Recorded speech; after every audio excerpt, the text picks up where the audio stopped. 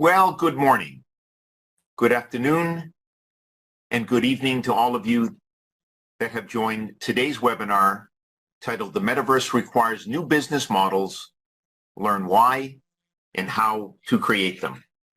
And I want to today obviously focus on what I consider to be one of great importance, and that's the Metaverse, also known as virtual reality, augmented reality, mixed reality, extended reality, all kind of coming under that umbrella term of the metaverse, which in itself is controversial.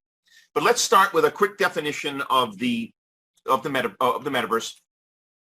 And I'm going to define it as a virtual, and by virtual I mean not physically existing, but made to kind of appear so through software. So a virtual and 3D, that's another really important component in the definition of the metaverse. We're moving from a 2D world, 2-dimension, to a 3D, 3-dimension world.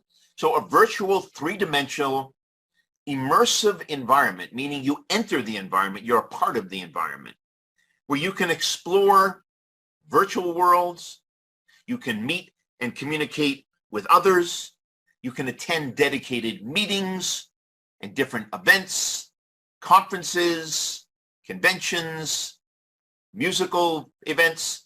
You can be creative, you can learn, you can have fun.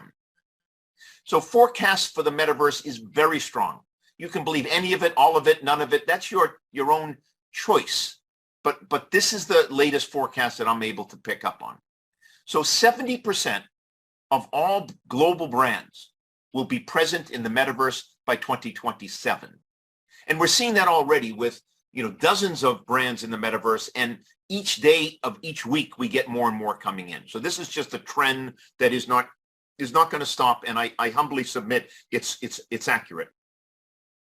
25% of all consumers will spend 1 hour a day in the metaverse by 2026. That's in 3.5 years. And the Gen Zers that I spoke about earlier will spend about 50% of their time in the metaverse by 2030. Thus the reason I talked about the importance of the Gen Z. To date, users have spent, or at least to date as of last year, December, users spent $110 billion buying digital goods in the metaverse last year, and to date, we've far exceeded that figure. I don't have the final figure, but we're way beyond the $110 billion.